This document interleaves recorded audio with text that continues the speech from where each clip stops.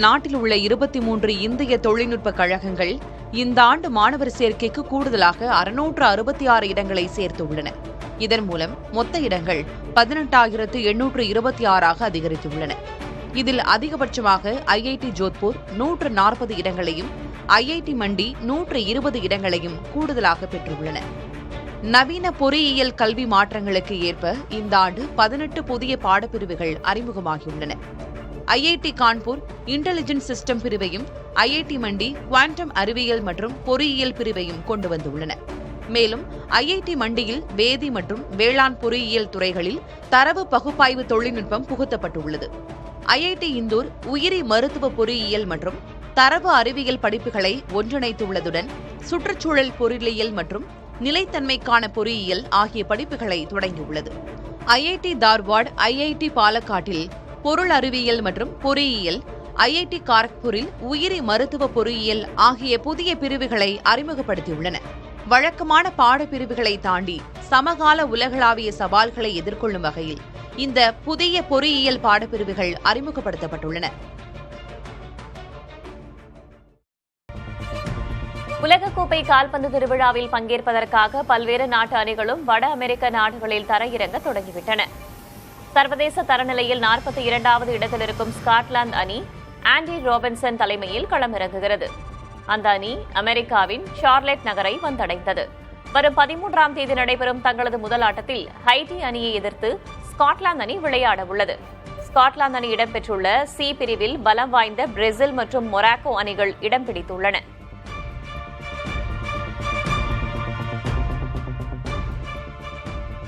உலகக்கோப்பை கால்பந்து திருவிழா தொடங்க இன்னும் 3 நாட்கள் மட்டுமே உள்ள நிலையில் டி பிரிவில் உள்ள அணிகள் தீவிரமாக தயாராகி வருகின்றன. சர்வதேச தரவரிசையில் 40வது இடத்தில் இருக்கும் பராகுவே அணி போட்டியை நடத்தும் பலம் வாய்ந்த அமெரிக்காவை எதிர்கொள்ள முழுவீச்சில் இறங்கியுள்ளது.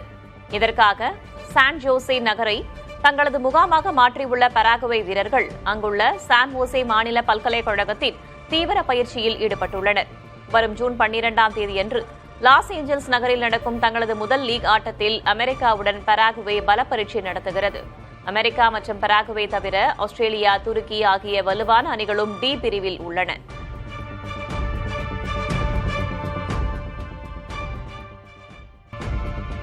தேர்தல் முறைகேடுகள் மற்றும் வாக்குத்திருட்டு விவகாரம் தொடர்பாக உச்சநீதிமன்ற தலைமை நீதிபதிக்கு கூட்டாக கடிதம் அனுப்ப இந்தியா கூட்டணி கூட்டத்தில் முடிவெடுக்கப்பட்டுள்ளது. டெல்லியில் நடந்த இந்தியா கூட்டணி கூட்டத்தில் பங்கேற்ற கட்சிகள் நீட் மற்றும் சிபிஎஸ்இ தேர்வு குளறுபடிகளால் லட்சக்கணக்கான இளைஞர்களின் எதிர்காலத்துக்கு துரோகம் இழைக்கப்பட்டுள்ளதாக குற்றம் சாட்டியுள்ளன. மத்திய கல்வி அமைச்சர் தர்மேந்திர பிரதான் உடனடியாக பதவி விலக வேண்டும் என ஒருமனதாக வலியுறுத்தியுள்ளனர். காங்கிரஸ் தனது அணுகுமுறையை மறு ஆய்வு செய்ய வேண்டும் என்று விசிக தலைவர் திருமாவளவன் வலியுறுத்தியுள்ளார். டெல்லியில் நடைபெற்ற இந்தியா கூட்டணி கூட்டத்தில் பங்கேற்று பேசிய அவர், தமிழ்நாட்டில் காங்கிரசின் அணுகுமுறை திமுகவை பலவீனமடைய செய்துள்ளதாக விமர்சித்தார். மேலும் அண்மையில் நடந்த தமிழ்நாடு, கேரளா, மேற்குவங்கம் ஆகிய மாநில தேர்தல்களில் காங்கிரசின் அணுகுமுறையால் இந்தியா கூட்டணியில் அதிருப்தி நிலவுவதாகவும் அவர் சுட்டிக்காட்டினார். அதேபோல மும்மொழிக் கொள்கை குறித்து தெளிவான நிலைப்பாட்டை இந்தியா கூட்டணி எடுக்க வேண்டும் என்றும், கரப்பான்பூச்சி ஜனதா கட்சியை எதிர்நிலையில் வைத்து பார்க்க வேண்டாம் என்றும் திருமாவளவன் வலியுறுத்தினார்.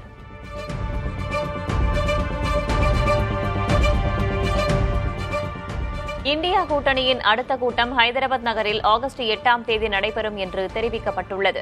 டெல்லியில் இந்தியா கூட்டணியின் ஆலோசனைக் கூட்டத்தில் நாட்டு மக்கள் எதிர்கொள்ளும் முக்கிய பிரச்சினை குறித்து விவாதிக்கப்பட்டதாக காங்கிரஸ் கட்சியின் தேசிய தலைவர் மல்லிகார்ஜுன் கார்கே தெரிவித்தார்.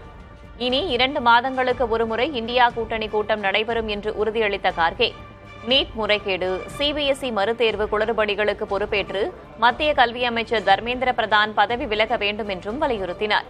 டெல்லியில் நடந்த கூட்டத்தில் திமுக, ஆம் ஆத்மி கட்சிகளை தவிர 25 கட்சிகளின் பிரதிநிதிகள் கலந்து கொண்டதாகவும் கார்கே கூறினார்.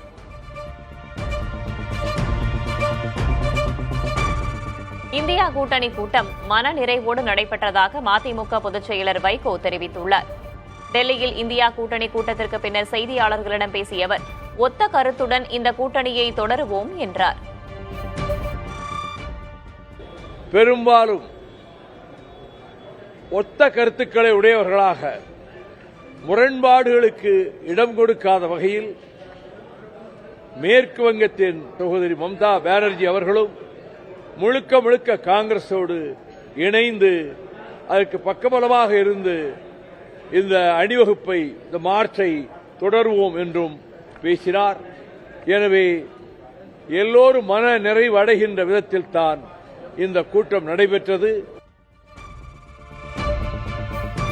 பாஜகவுக்கு எதிரான மதச்சார்பற்ற முற்போக்கு கூட்டணி கட்டாயம் உருவாகும் என்று திமுகவின் செய்தி தொடர்பாளர் TKS இளங்கோவன் தெரிவித்திருக்கிறார். சென்னை அண்ணா அறிவாலயத்தில் செய்தியாளர்களிடம் பேசிய அவர், திமுக கூட்டணி என்ற ஒன்று இல்லை என்று CPM செயலர் சண்முகம் கூறிய கருத்துக்கும் பதிலளித்தார். மதச்சார்பற்ற முற்போக்கு கூட்டணி இல்லைன்னு அவர் சொல்றது பரவலாக பல கட்சிகள் எங்கள் கூட்டணியில இருந்து காங்கிரஸ் கட்சி உள்ளிட்ட கட்சிகள் இந்த கூட்டணியிலிருந்து வெளியேறியிருக்கின்றார். ஒருவேளை அதை வைத்து சொல்கிறாரோ என்னவோ தெரியவில்லை. ஆனால் இவர்களுக்கு ஆதரவு அளிப்பது என்பது எங்களிடம் அவர்கள் தெரிவித்து அவர்கள் கட்சியின் கூட்டத்தை நடத்தி, ஏனென்றால் அவர்கள் தன்னிச்சையாக இங்கே செயலாளர் முடிவெடுக்க முடியாது. மறுபடியும் மதச்சார்பற்ற பாஜகவுக்கு எதிரான ஒரு கூட்டணி கட்டாயம் உருவாகும், வலிமையான கூட்டணியாக உருவாகும். வெளிச்சம் டிவி விவகாரம் தொடர்பாக விசிக முன்னாள் MLA பனையூர் பாபு காட்டமாக அறிக்கை ஒன்றை வெளியிட்டிருக்கிறார். அதில் வெளிச்சம் டிவி தொடங்கவும் உரிமம் பெறவும் சொத்துக்களை விற்றவன் நான் என்று குறிப்பிட்டுள்ளார்.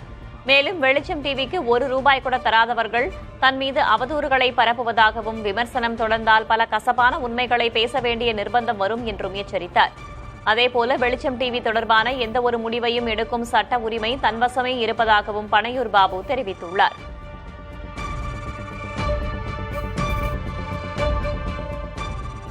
பழனி கோவில் நிர்வாகம் கடந்த 5 ஆண்டுகளில் முற்றிலும் வியாபார நோக்கத்தோடு செயல்பட்டதாக இந்து சமய அறநிலையத்துறை அமைச்சர் ரமேஷ் குற்றம் சாட்டியுள்ளார்.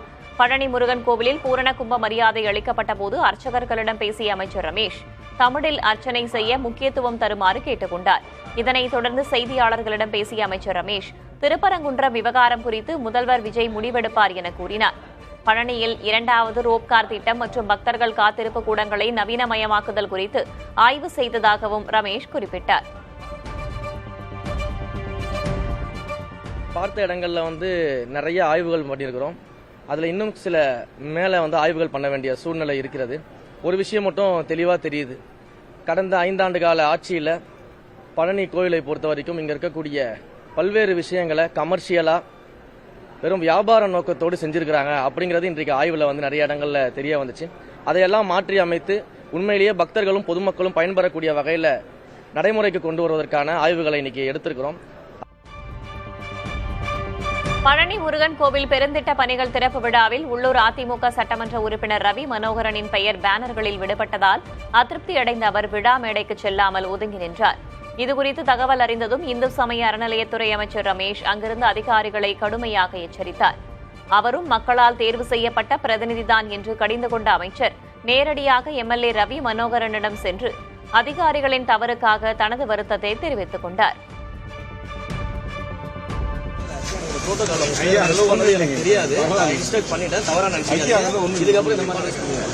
எல்லாருமே ஒண்ணுதான், இங்க யாரையும் நம்ம பிரிச்சு பார்க்கலாம் இல்லை. எல்லாரும் மக்கள் ஓட்டு போட்டு தான் தேர்ந்தெடுச்சு.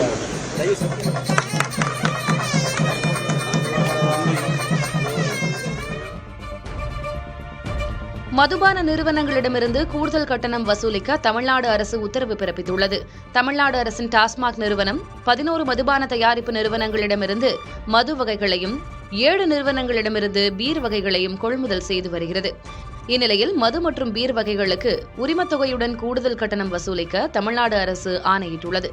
அதன்படி மது வகைக்கு பெட்டி ஒன்றுக்கு ₹90, பீர் வகைக்கு ₹40, ஒயின் வகைக்கு ₹20 வசூலிக்கப்பட உள்ளது. இதனால் டாஸ்மாகில் விலை உயராது. அதேவேளையில் அரசுக்கு உடனடி வருவாயாக ஆண்டுக்கு ₹600 கோடி கிடைக்கும் என தெரிவிக்கப்பட்டுள்ளது.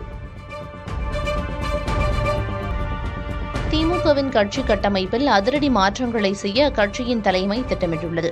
சட்டமன்ற தேர்தல் கள ஆய்வு முடிவுகளின் அடிப்படையில் தற்போதுள்ள 78 மாவட்ட செயலர்களின் எண்ணிக்கையை 115ஆக உயர்த்த ஆலோசனை நடைபெற்று வருகிறது.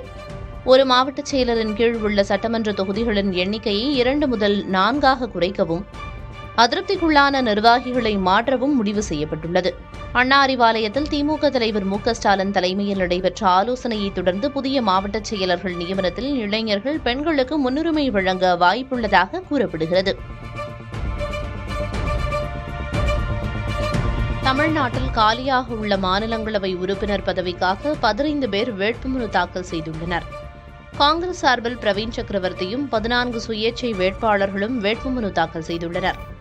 நாளை வேட்புமனுக்கள் மீதான பரிசீலனை நடைபெறவுள்ளது. வேட்பாளர்களை 10 எம்எல்ஏக்கள் முன்மொழிந்திருக்க வேண்டும் என்பதால் பிரவீன் சக்கரவர்த்தியை தவிர பிறரது வேட்புமனுக்கள் நிராகரிக்கப்படும் என தெரிகிறது. வேட்புமனுவை திரும்பப் பெறுவதற்கான கால அவகாசம் முடியும் 11ஆம் தேதி மாலை பிரவீன் சக்கரவர்த்தி மாநிலங்களவை உறுப்பினராக தேர்ந்தெடுக்கப்பட்டதற்கு அதிகாரப்பூர்வ அறிவிப்பு வெளியாகும். அர்ஜென்டினாவில் புகழ்பெற்ற ராக் இசை பாடகர் கார்லோஸ் சோலாரி பார்க்கின்சன்ஸ் நோயால் பாதிக்கப்பட்டு கடந்த வெள்ளிக்கிழமை தனது 77வது வயதில் காலமானார். அவரது மறைவுக்கு இறுதி அஞ்சலி செலுத்த தலைநகர் பியூனஸ் ஆயுஸ் அருகே உள்ள விளையாட்டு வளாகத்திற்கு வெளியே ஆயிரக்கணக்கான ரசிகர்கள் 3 கிலோமீட்டர் தூரத்திற்கு மேலாக நீண்ட வரிசையில் காத்திருந்தனர். 1970களில் தொடங்கப்பட்ட லாஸ் ரெடோண்டிடோஸ் டி ரிகோட்டா ராக் இசைக்குழுவின் முன்னணி பாடகரான சொலாரியின் மறைவு அர்ஜென்டினா இசை உலகிற்கு பேரிழப்பாக கருதப்படுகிறது.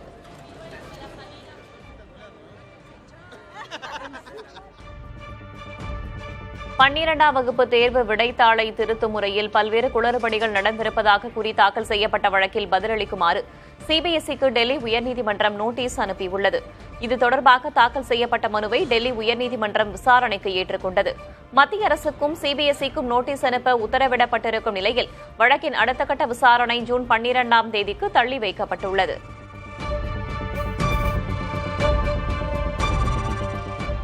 நெல்லை மாவட்டத்தில் அதிகபட்சமாக ஊத்து பகுதியில் 114 மில்லிமீட்டர் மழை பதிவாகியுள்ளது. நாலுமுக்கில் 102 மில்லிமீட்டரும், காக்காட்சி பகுதியில் 89 மில்லிமீட்டரும் மழை பெய்துள்ளது. இதேபோல மாஞ்சோலியில் 77 மில்லிமீட்டர் மழை பதிவாகியுள்ளது.